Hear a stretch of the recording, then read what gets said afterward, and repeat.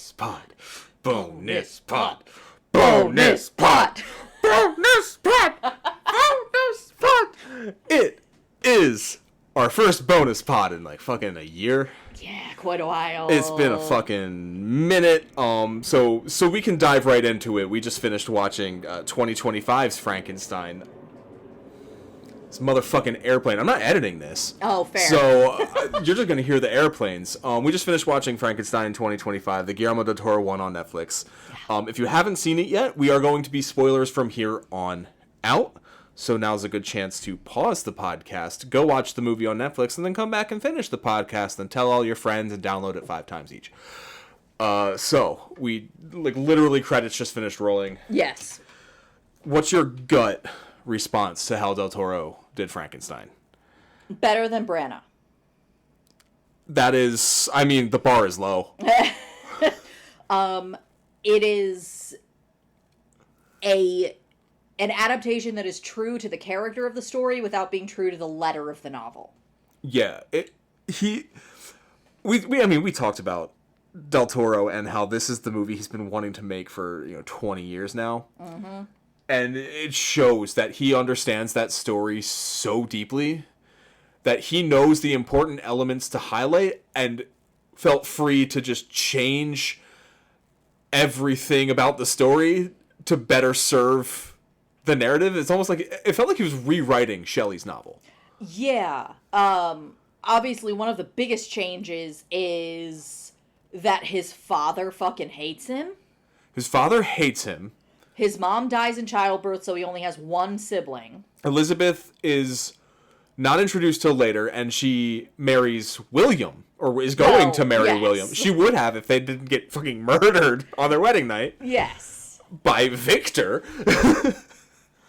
But yeah, like I kind of love that Del Toro felt like he could make those changes to serve the story, because I think what he did served the story well. Yeah. He kind of cut out all of the bullshit where Victor just fluffs his own ego. Which you don't... Did he? Because there's a lot of ego fluffing. There is, but I'm talking about, like, the big chunks where he's basically just talking about how great and talented he was at school and how great his childhood was. But what he does is he shows us a character who would say those things about himself. We just don't see him say it. Yeah, and he also ratchets up the ego on Victor. Because obviously Victor's telling the story, so we're getting it distilled through Victor's telling his part of the story. Yeah, it's the structure. If you're still listening and haven't seen it, you get the prologue, and then you get a nice Act 1 and a nice Act 2, like little splash screens. Act 1 is Victor, Act 2 is the creature. Yes. And the Victor section, it's very much like Victor is clearly making himself sound better. But as the audience watching, you see what he actually does, and you see how atrocious and monstrous he really is. Like that scene where he's picking through the people that are still alive. Yeah, and just treating them like fucking... cattle? Yeah. I'm surprised they didn't put black people up there. That's what that felt like. Yeah, I think he would have gotten in trouble had he done that. Probably. Like, that was probably on the script at some point, and then some producer at Netflix said, we get it. Let's not do a slave auction. It's Del Toro's ability to hammer home a metaphor to the point that it's, like, absolutely impossible to miss without somehow overstating it is incredible. Hey, if you don't hit the nail on the head, it's not going to go all the way through the board. You know what I mean? Like, if you don't insert the cylindrical object into the tube that creates life. How did I word it? I was like, well, that's a metaphor. Although he had a bit of Peyronie's disease. What did you say that was actually really insightful? When he raised the cross, you were like, oh, he's undoing Jesus' sacrifice? Yeah, because right before he raises the creature up in a fucking cross, 2 minutes before that, he says, it is finished. And, the Bible, the thing Jesus said right before he died. And then the next thing you see is the cross getting lifted. He's like, oh, he's undoing the sacrifice of Jesus here. Yeah. He is defying God. They're showing those bits of the Jesus story in reverse to tell the audience that. Like, it's really, really smart storytelling. Yeah. The other thing that I really like is later, after the creature has been created and he's shaving him, and he's bitching about how he hasn't had any sleep, and it's very clearly talking about raising a toddler. There's the thing where the creature's looking into the mirror, but he also looks up and sees the Medusa, and the Medusa has the, I don't know if it's a carving, if it's a mural, I don't know what to call it, but that image on the wall of the laboratory behind him is screaming and terrified, and that's his reaction. That he sees that as how people react to him, because he knows he looks different than Victor, who's the only person he's seen at that point, but he doesn't know how different he looks, and you get that visual metaphor of the large face screaming at him. Yeah. And also, of course, you've got the whole thing of monsters created by men's hubris, but that's, Only monsters play God. Literally a line in the movie. Mm-hmm. Thank you, Mia Goth. Do we want to talk about double Mia Goth? Yeah, you noticed that immediately. I'm bad with faces. Yeah. And so Mia Goth not only plays Elizabeth, she also plays Victor's mother. Yes, who is literally unnamed. I think she's just Baroness Victor Frankenstein. I think you're right. And when he first sees her, like, she's not dressed exactly the same, but every time we see his mother in the early part of the film, she's wearing red. And every time we see Elizabeth, she's not wearing red, but she has a red accent. It's either the red umbrella, she's usually wearing a red rosary, even in her wedding dress, she's wearing red. Yes. And even though her hair is a different color, her hair is red. And all he's seeing is his mother. And he's trying to fuck his mother, and she's like, no. No. She sees through him so fast. Yeah, immediately. And she's the first person who's not afraid to call him on his bullshit. Like, obviously, Herr fucking Himmler, what was his fucking name? Christoph Waltz. Heinrich Hammerer, I think. Hammerer? Harland? Something. Harlander. There we go. Obviously, he wants something from him. William is afraid of him. Everyone else is a fucking lackey. And so William's not going to call him on his bullshit. But Elizabeth sees it, and she's just like, I've met so many men like you immediately. And she's just like, fuck you. You think you have these grand ideas, and you're the main character of the universe, and you're the first person to have these ideas. Shut up. Like, she does that so well in the confession scene. Mm-hmm. When she knows, as soon as she sits down, that it's him, and tells him exactly what she would say if he wasn't in the room anyway. Mm-hmm. Just, It's it's such a well-written scene. I feel like it's also, Del Toro's playing with language. Because Victor speaks French to his mother, and we never hear French again. The captain is speaking Russian, I think. It's Russian, or it's like Norwegian, or... Yeah, it's not English and it's not French. And then the rest of the movie's English. And the creature speaks English, which is a choice. Honestly, I think he was just going for realism with that. Because it takes place in... where the creature's learning English, at least, takes place in Scotland. It's up in the Highlands. They mentioned being near Edinburgh. Oh, yes. Yeah. And... that also explains why he has the accent. Yeah, but I think... definitely not because Jacob Elordi is that. Yeah, I think he's from... I think Frankenstein's still from Vienna, but he travels around a lot. It doesn't take place in the same part of the world as the novel does. Yeah. And I think he was just going for, like, yes, this character would know these 2 or 3 languages. Yes, they would all be speaking Norwegian, and if he's going to learn English, or if I'm going to take it seriously language-wise, because he is an ESL director. I believe English is Del Toro's second language.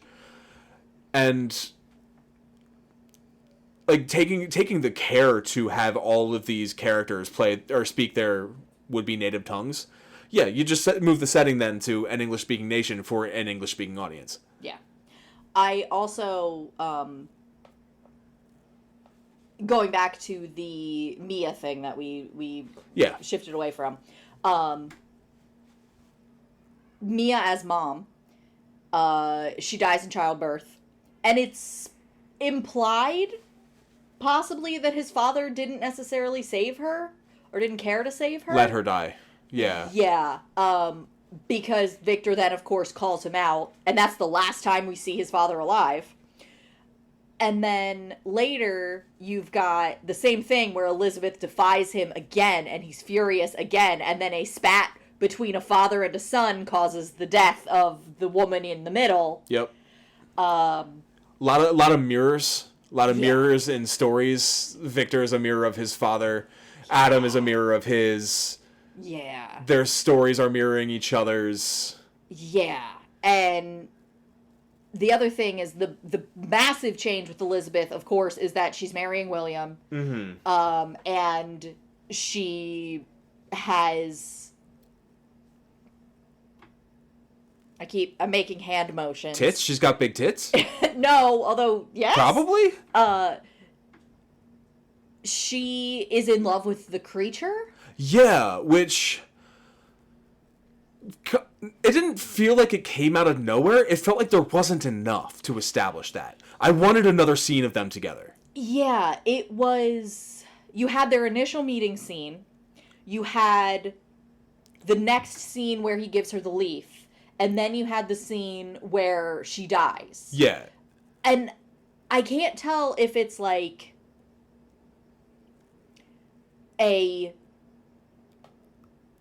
she sees in them the same thing, which I think is what the butterfly speech is supposed to be about. The butterfly speech is like, there's still beauty. Like, look, this thing is fucked up on the inside. It's got 3 hearts. It's got white blood, but look how beautiful it is. It just doesn't have choice, and that's when she leaves him. But, like, it's the other side of that mirror with the creature is like, oh yeah, all the body parts are, right, but it's not, or even though it looks like a monster, it's still, like, the same as us. It's human on the inside. All the body parts are the same.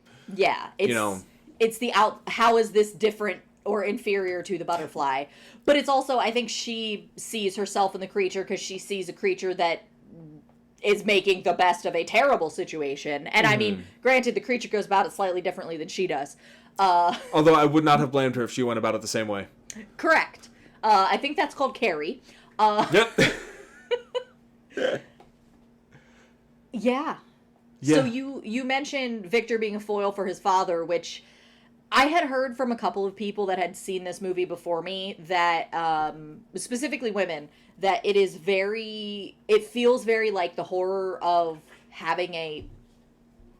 It's all right. Issue. One of our cats just made a weird noise in the background. The horror of possessing a female body. I think that it's more about the horror of becoming what you hate or becoming your parents. I see it like more societal as well. Like, this film is about the horror of not being born the right way for society. Because you have a female character who is, essentially forced into marriage, and then her fiance's brother is trying to bone too, and, like, she has no choice in the matter. And she clearly has different opinions than both William and... Like, she's outspoken about the war and all that, because she's challenging, like, the leading socioeconomic class in society, which everyone around her is. Yeah. Except for her.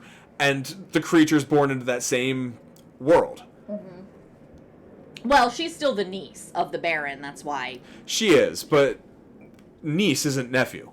That's true. Like, even though the creature's a man, the creature's different. It's not elite. It's not intelligent enough, even though it's only 3 days old. Yeah. Be surprised it knows one word, homie. Yeah. So, I'm going to bring in my favorite media, Fruits Basket. There is a scene late-ish in the storyline where you get the backstory of the main character's mother. And it's the scene where she is leaving her home for basically the last time, and she has a terrible relationship with her parents. And basically one of the last things she says to her mother before she leaves is, I didn't ask to be born. I didn't ask you to make me. I wish you hadn't. And then later, when she gets pregnant and is terrified, her husband comes home and is like, what's wrong? And she's like, what if this baby says that to me? I can't imagine saying that to... I can't imagine being in the shoes of having my child spit that in my face. And I feel like this movie plays with that same type of... the cycles of what you go through repeating and you not even recognizing that you're repeating the cycle. Like the scene when he's first leading the creature down into the catacombs. Mm-hmm. I was like, oh, this is fascinating. He's being the father to the creature that he didn't have as a kid. And then the very next thing he does is chain him. Mm-hmm. I was like, oh, maybe not. Oh, no. Oh, boy. Oh, this poor thing. And then, later... when he's trying to get it to say words or give him his leg for some reason, he starts hitting him. And the metal rod 100% mimics the whip that his father used to use. Yep. It's that same thing. Or I guess it was technically a switch, not a whip. But And where Victor lashed out to his father using intellect and pride, the creature lashes out using strength and rage. Yeah. It's a wizard versus a barbarian's response to... And it's also just like... both of them don't know how to handle this child that's different than what they wanted. So the way they handle it is to not fucking handle it. Yeah. Just walk away. As soon as you are bested, which Victor's father recognizes when Victor is like... you let my mom die. And he's like, no, I didn't. And he's like, then you made a mistake. And he calls him out and points out, you're not the best. Yeah. That's when he realizes he's actually been bested and he starts developing a fear of his child. You have the same thing, except it's strength, which Victor has the intellectual strength. He does not have the physical strength to take on this creature. Yeah. And he knows that. Because he built him like a Superman. Mm-hmm. He could have built... a scrawny, like, pre-serum Steve Rogers. But no, he went and built himself 8.5-foot tall Jacob Elordi. Yeah. Who, ladies and gentlemen, they finally did it. They finally made a sincere mainstream Frankenstein movie where he's kind of hot. He's kind of hot. He's kind of hot.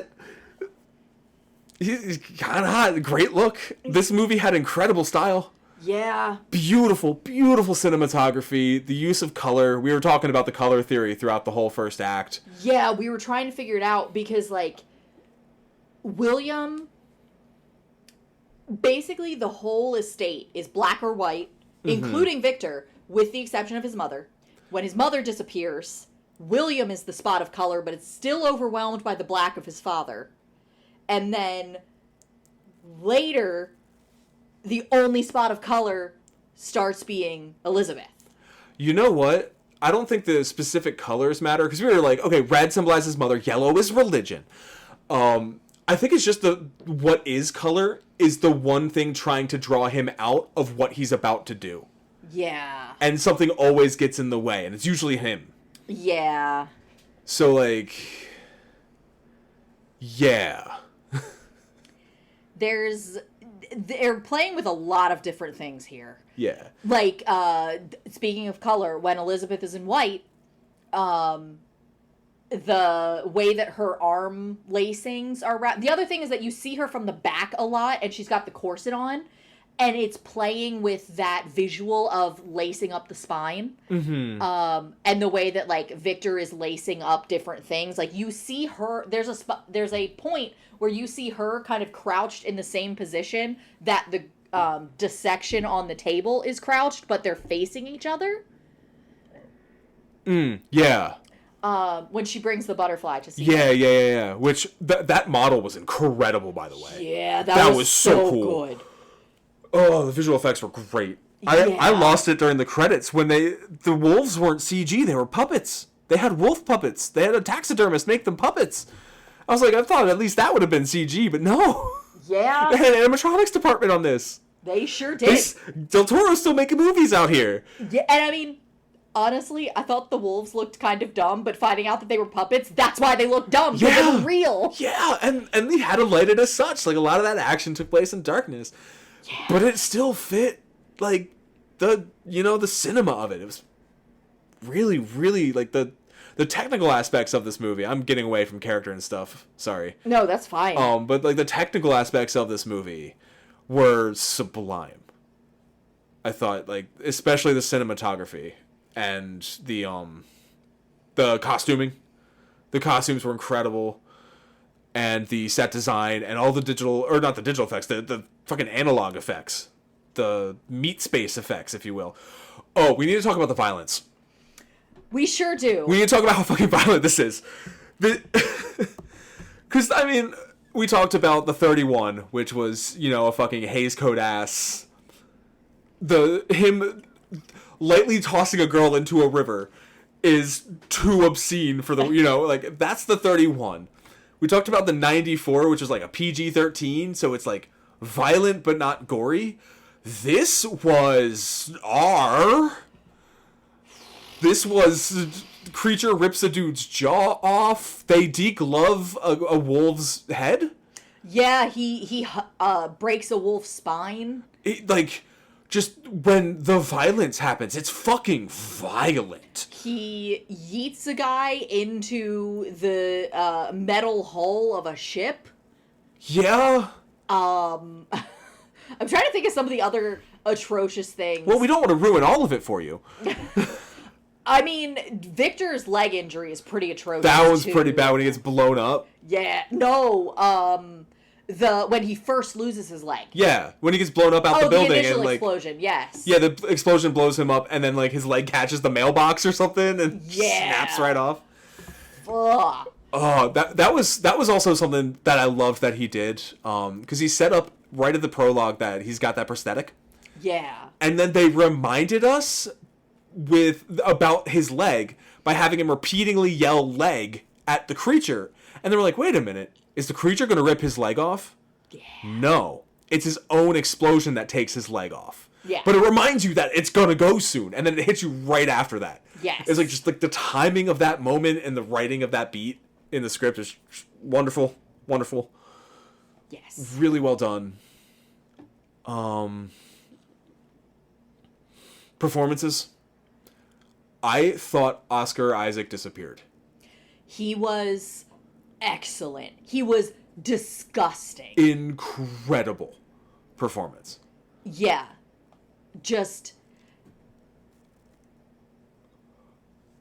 I have a feeling that this movie is not going to do super well among a particular audience because they're going to see themselves in Victor, and then Victor turns out to be a fucking scumbag. Yeah, like from jump. Yeah. He's a scumbag. And then to rub it in, you have the first character we meet, the captain, who's a dirtbag. A black and white two-dimensional dirtbag. And he learns how to not be a scumbag from how scumbag Victor is. So And also the forgiveness that the creature gives him. yeah. So you've got Oscar Isaac being just a fucking incel, which that's another major change, is that it makes more sense to have Victor deny the creature a companion because he recognizes that that creature could have taken Elizabeth and he can't take Elizabeth. Yeah. The creature has more of a hold on Elizabeth than any living man does, and that infuriates Yeah. Victor. Because he's so fucking vain. Yes, he thinks he should get whatever he wants because he's never been told no, and he knows that you have to take shit by force. And I mean, I'm saying that metaphorically because, like, yes, he's literally been told no multiple times, but he still does what he wants anyway. Yeah.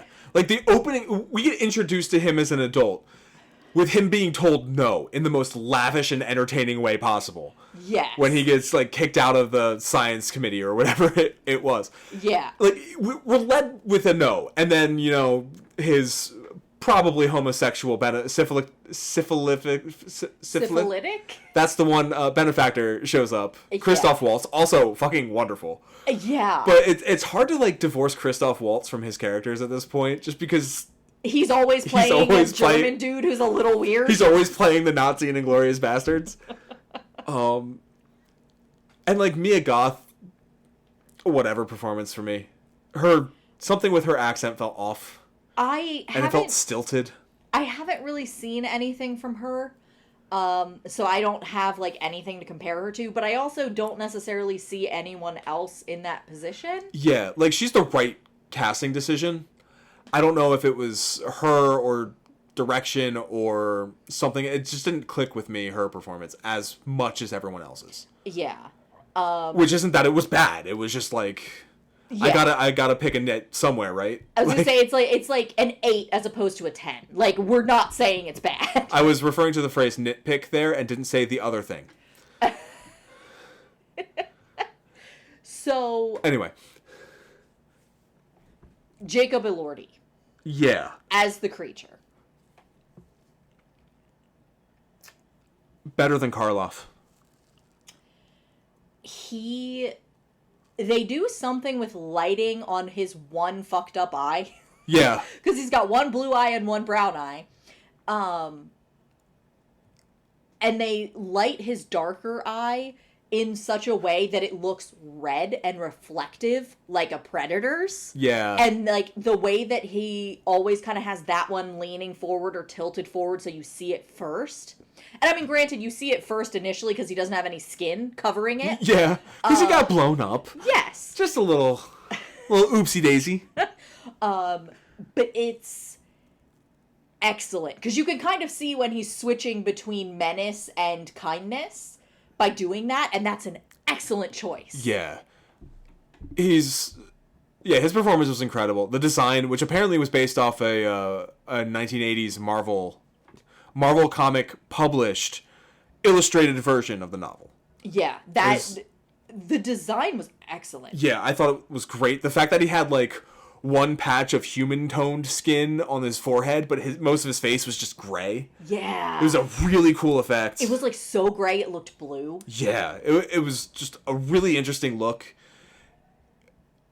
It felt like an evolution of the De Niro one. This movie felt like what Branagh could have done had he had balls. Yeah. I made the comment to you while we were watching. I was like, I'm choosing to believe that the monster moves stupidly because the creature moves stupidly because Victor also walks stupidly. And he only ever sees Victor moving. And it's because Victor is, like, walking on a weird, uneven surface. So he kind of sees the shifting around and the weirdness in the way that he holds his body, and he's mimicking that. Because he's always mimicking the motions of everyone around him. Yeah, because that's all he knows. It's all he knows what to do. How does one learn? You imitate what looks like you. He's a toddler. Yeah, exactly. Just... I really liked it. I think I really liked it. Can we trust dying Victor? Can we trust the words that he said? That he was remorseful at the end? Because he said the exact same thing to Elizabeth, right? And she called right through him. Right through him. She's like, on my wedding day, at least be fucking honest to me. She didn't say fucking, but she should have. Yeah. But yeah, like that, I saw, again, the mirroring.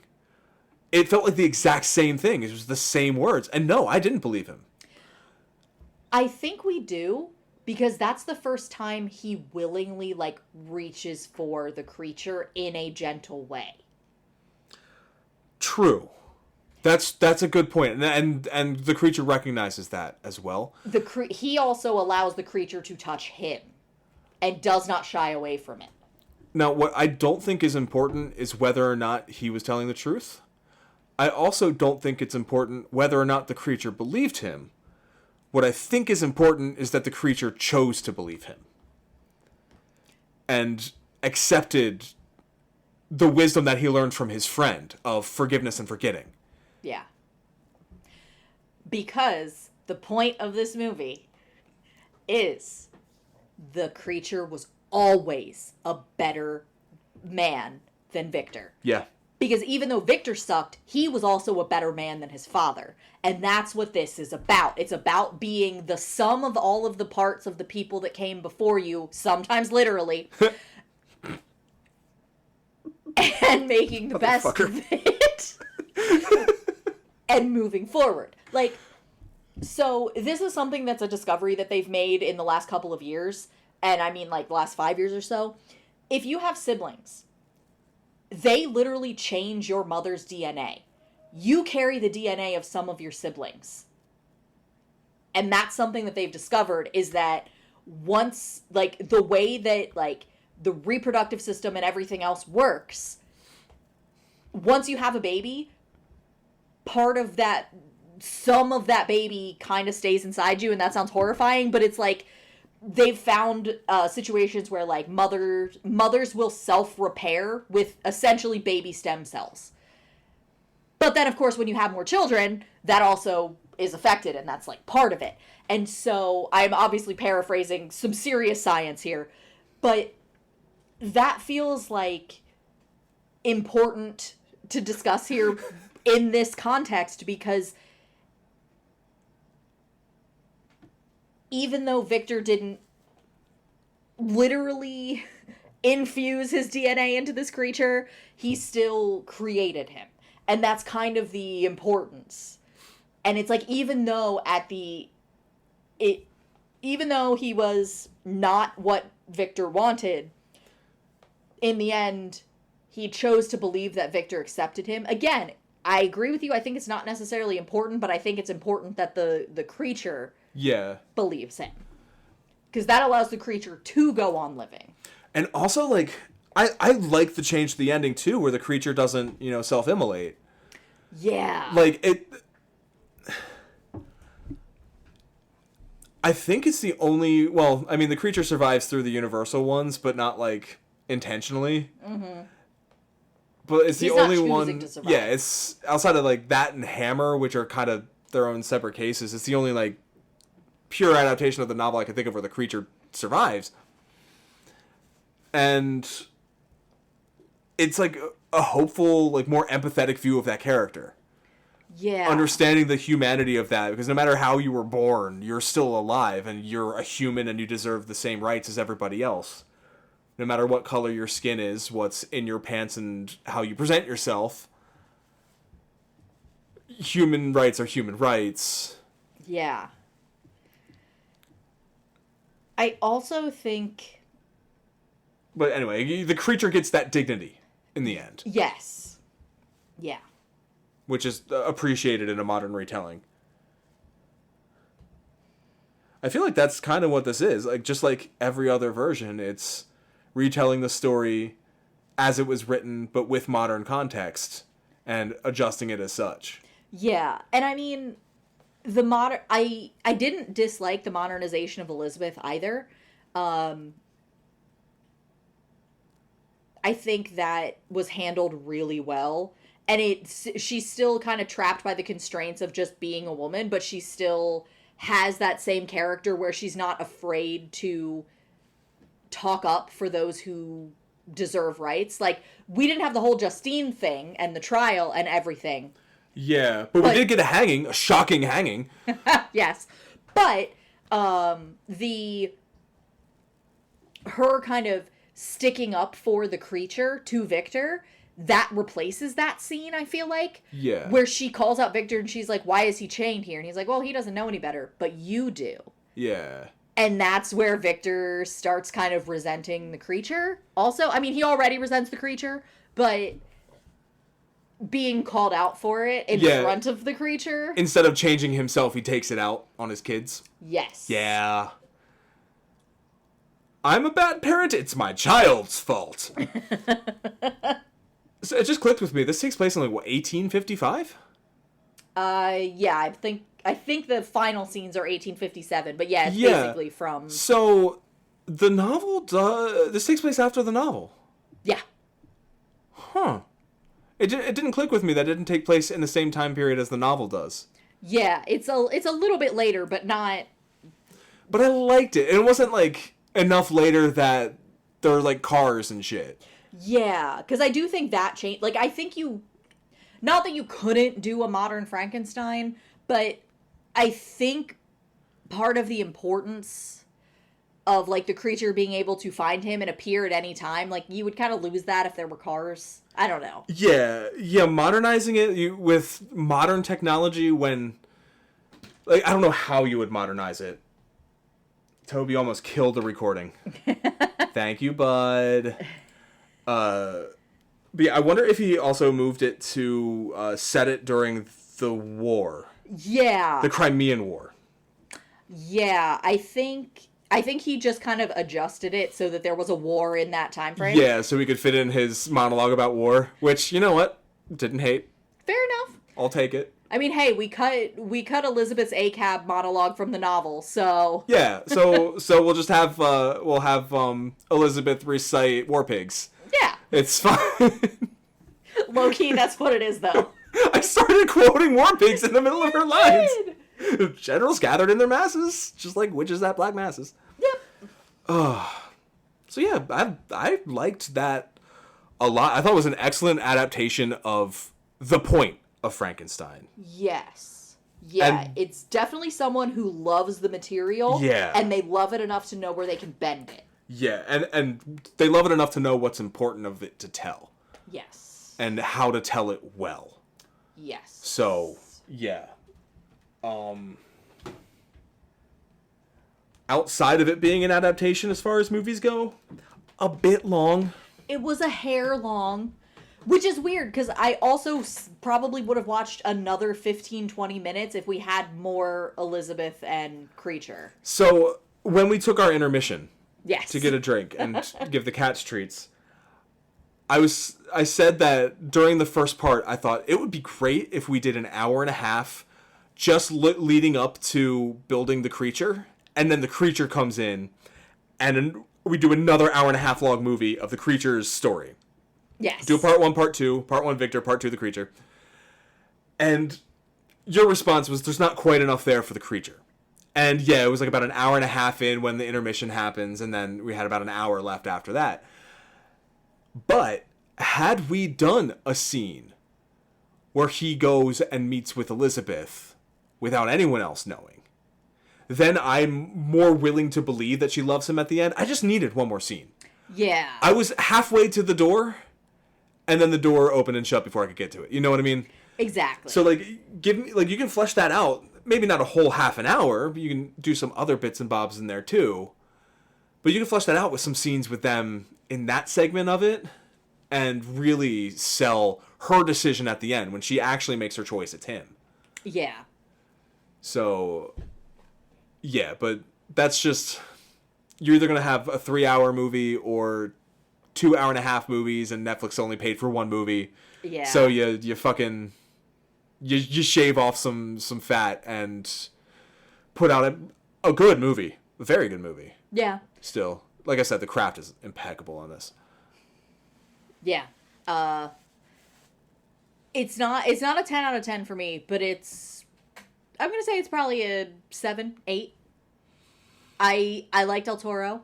I like what he does with stuff. I like the experience the movie gives. There's some, I wasn't necessarily a fan of the Christoph Waltz character. I thought it kind of was a little salacious. Yeah. I can understand that. And, I mean, I get that he's replacing a couple of the professors, and he kind of is the Deus Ex Machina. I don't know. It just, it was a little, it was the one, misstep for me. Yeah, that's reasonable. I think it's so fucking stylish. It's just everything you see matches everything it's trying to do tonally and visually, and everything just holds together it's really well gelled. You know, and the performances as well. The cinematography and the color and the way the color pops when it needs to and all that shit. It's just beautiful to watch. Like I said, it's a little bit too long. There's some Christoph Waltz, I somewhat agree with you there. I think that character could have done something a little bit different and landed better. You kind of forget about him once he's dead. Yeah. And I think more weight could have been held on to that decision to not help that character with a syphilis. Because that's the first time he kind of betrays someone. Yeah, it also, like, kind of lessens the impact later when the creature asks for a companion, because you've already told someone no around this thing. Yeah. And I don't necessarily see what the point of the argument that kills him is, except for to give us a body that he can point to later. Yeah. Yeah, it was a little, I don't want to say half-assed, but it just didn't land as well as I maybe would have wanted it to. Yeah, I've been avoiding, like, anything about this movie, so Same. I'm gonna go ahead and look up some, see what I can find interview-wise and, like, press tour-wise, and see if Del Toro said anything about the motivation or point of the character. Because it feels like, the more I talk about it, I'm kind of like, okay, so that's what Victor sees in that character, what he could become eventually. Maybe. Like, he's supposed to serve as a foil for being completely reckless and wasting your life. Maybe. Also, like, that could just be, maybe it's another, he finds himself in his dad's shoes again, where there's a patient he can't save, and now he understands that. Yeah. Maybe it's something like that. I don't know. It could have landed better. Better. But other than that, like, I love the changes to the story. I thought they really helped what Del Toro was trying to say. I can't speak highly enough about the fucking style. I really can't. Yeah. I really liked it. Not for kids. Definitely not for kids. Not for children. No. Nope. No. Mm-mm. You don't see anything. It's all violence. It's violence and gore. Yeah. It's not for kids, because then they're gonna go running around saying fuck or watching pornography. It's not that. It's like, oh no, this will disturb a young mind watching, the skin of a wolf get peeled off its head. Yeah. It's visceral in its violence. Not for children. There was a point where both you and I went, oh, nobody liked that. Yeah. What was that? Oh, what was that? Was that one of the dissections? Oh no, it was when he was like building the body, and then the camera zoomed in, and it was like the camera going through his like blood vessels and all that shit, and no one liked that. Real visceral shit. Like, it's the kind of stuff that will haunt children. Yeah. So yeah, we're gonna keep it away from kids. But no, I liked it. I recommend it. Yeah. I've already recommended it to somebody. I would watch it in 2 chunks.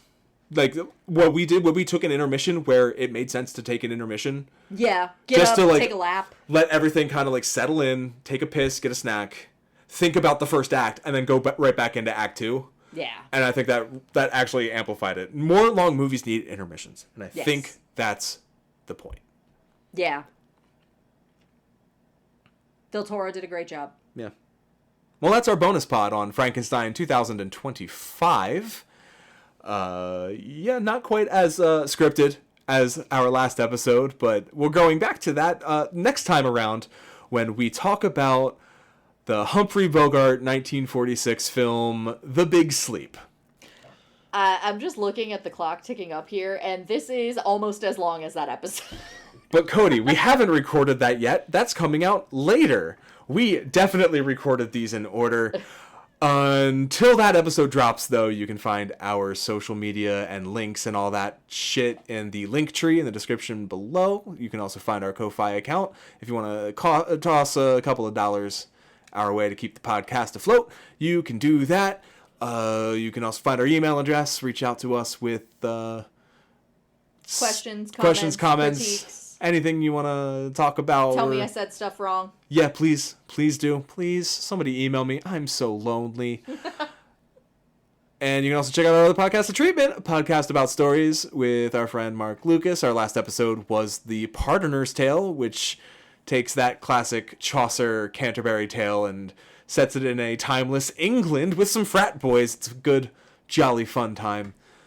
And, yeah. Bonus pod.